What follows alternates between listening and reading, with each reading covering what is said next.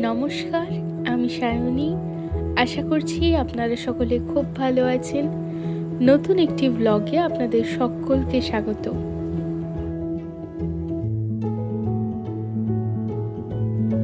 আজকে 29শে মার্চ, শনিবার। দুপুর এখন প্রায় 2:30 মতন। যেহেতু আর 3 দিন পরেই ঈদ, তাই ভাবলাম আজকে আপনাদেরকে সঙ্গে করে নিয়ে ঘুরে আসি জাকেরিয়া স্ট্রিট। গুগল ম্যাপ বলেছিল প্রায় 31 মিনিটের মধ্যে পৌঁছে যাব আমরা আমাদের লক্ষ্যে। বর্তমানে আমরা এখন আছি সন্তোষ মিত্র স্কোয়ারে। কি অপূর্ব সুন্দর লাগছে এই পরন্ত বিকেলের হাওয়া। এইখানের একটি জিনিস দেখে আবার হঠাৎ করে ছোটবেলার কথা মনে পড়ে গেল। এই যে এটি, এইখান থেকে আরো প্রায় 25 মিনিট মতন হাঁটতে হবে, প্রায় ওই 2 কিলোমিটার মতন। এবার একটু তাড়াতাড়ি পা চালাতে হবে, নাহলে শুনেছি জাকেরিয়া স্ট্রিটে নাকি ইফতারির সময় প্রচুর ভিড় হতে থাকে, প্রচুর মানুষের সমাগম ঘটে ইফতারি করার জন্য।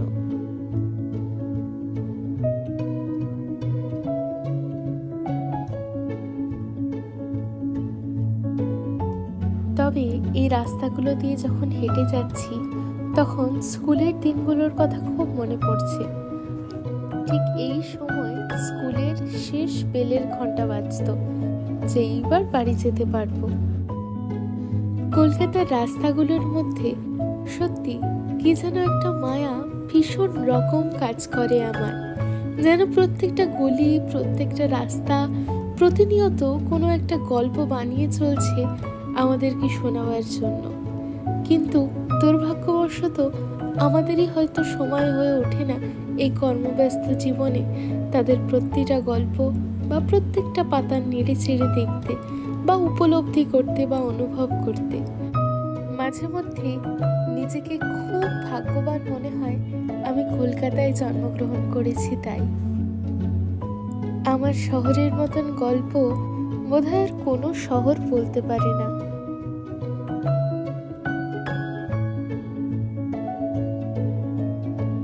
গল্প করতে করতে উঠে পড়েছি আমরা সেন্ট্রাল এভিনিউতে।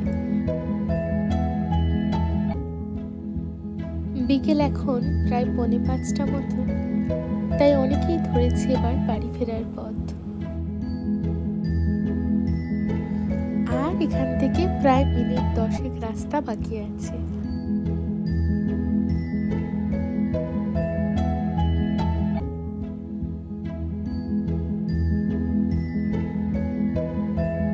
আর প্রায় 450 মিটার, তারপরেই পৌঁছে যাব আমরা জাকেরিয়া স্ট্রিট।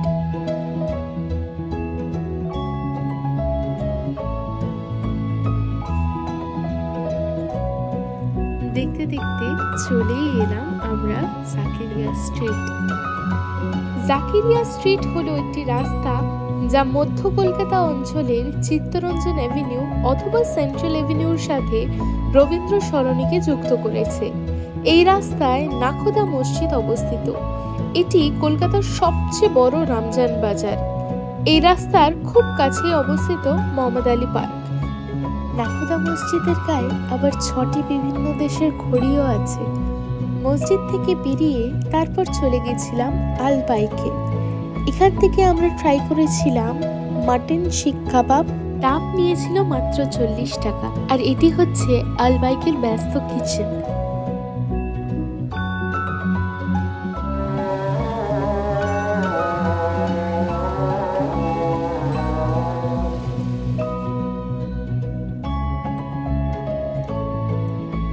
ঘড়ির কাঁটায় তখন 5:56। সবাই ইফতারি করতে বসে পড়েছে। সারাদিন উপোসের পর সবাই মূলত প্রথমে শরবত দিয়ে তারপরে যে কোনো ধরনের কাবাব বা অন্যান্য খাবার খেয়ে ইফতারি করছেন। আপনাদের যদি একবার আশপাশের ভিড়টা দেখাই তবে আপনারা বুঝতে পারবেন যে ঠিক কতটা মানুষের সমাগম এখানে ঘটে। আপনারাও যদি এখানে এসে বিভিন্ন ধরনের খাবার দাবার ট্রাই করতে চান তবে আমি সাজেস্ট করব একটু দুপুরের দিকে আসবেন। 2টো 2:30 থেকে এখানে সবগুলো স্টলই মোটামুটি শুরু হয়ে যায়। তবে চেষ্টা করবেন দুপুরের লাঞ্চটা এখানে এসে করার, কারণ সন্ধ্যের পর কিন্তু এখানে মারাত্মক রকমের ভিড় হতে শুরু করে দেয়। শুধু যে খাবারের দোকান তাই নয়, এখানে বিভিন্ন ধরনের আতরের দোকান, জুতোর দোকান, জামা কাপড়ের দোকান সবই রয়েছে। তারপরে চলে গেছিলাম দিল্লি 6-এ। এখানে অর্ডার করেছিলাম চিকেন আফগানি, যেটা নিয়েছিল 220 টাকা মতন, আর তার সঙ্গে রুমালি রুটি, যেটা ওই 20 টাকা পার পিস। কিন্তু দুঃখের বিষয় 1.5 ঘন্টা দাঁড়িয়ে থাকার পরও ঠান্ডা খাবার সার্ভ হয়েছিল। তবে এনাদের দোষ দিয়ে লাভ নেই, যা পরিমাণ ভিড়, এখানে আর কিছু করার ছিল না হয়তো। আর খালি এটিরই ভিডিও করতে পেরেছি কারণ এখানে বসার জায়গা পেয়েছিলাম, আর বাকিগুলোর ছবিও তুলতে পারিনি। দিল্লি 6-এর বাইরেই ছিল প্রচুর রকমের ব্রেডস। এগুলো মোটামুটি ওই 30-40 টাকা থেকে শুরু। এর সাথে ছিল রাস্ক বিস্কিটস আর সিমুই।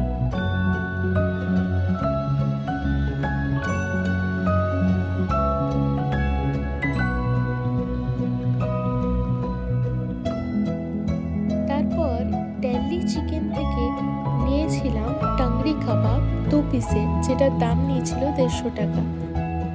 এই দোকানটি হয়তো অত ফেমাস নয়, তবে এখানকার খাবার দাবার আমার ভীষণ রকম পছন্দ হয়েছে এবং সব কিছু প্রচণ্ড গরম ছিল। তারপরে চলে গেছিলাম বম্বে হোটেলে। এখান থেকে চিকেন হালিম ট্রাই করেছিলাম, যেটা নিয়েছিল 250 টাকা। খুবই অ্যাভারেজ খেতে লেগেছিল আমার। তবে যদি আপনারা হালিম ট্রাই করতে চান একান্তই, তবে সুফিয়ার থেকে ট্রাই করবেন। আমি ওখানে আগে খেয়েছিলাম এবং সুফিয়ার টেস্টটা আমার ভীষণ ভালো লেগেছিল। তারপর ছিল আজকের দিনের মতন শেষ আইটেম। এটার দামটা ওয়েট অনুযায়ী হয়, মানে 100 গ্রাম 200 গ্রাম।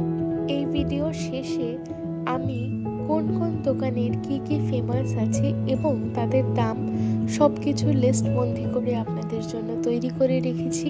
আপনারা চাইলে স্ক্রিনশট করে দেখে নিতে পারেন। আশা করি আপনাদের খুব ভালো লাগবে। আর আমার অভিজ্ঞতা থেকে বলছি, আপনারা সন্ধ্যের আগে এইখানে পৌঁছে যাওয়ার চেষ্টা করবেন, তাহলে সব কিছু দেখে শুনে বুঝে খেতে পারবেন। আদারওয়াইজ ইফতারের পর থেকে কিন্তু ভীষণ ভিড় হতে শুরু করে দেয়। আপনি 2 মিনিট দাঁড়াতেও পারবেন না ঠিক করে, তো খাওয়াটা অনেক ডিফিকাল্ট হয়ে যায়। আজকের মতন এইটুকুই। কেমন লাগলো ভিডিওটা আমাকে অবশ্যই কমেন্টে জানাতে ভুলবেন না। ভালো লাগলে একটি লাইক করে চ্যানেলটিকে সাবস্ক্রাইব করে রাখবেন। আর এইখানে দিয়ে দিলাম জাকিরিয়া স্ট্রিটের মাস্ট ট্রাইসগুলো।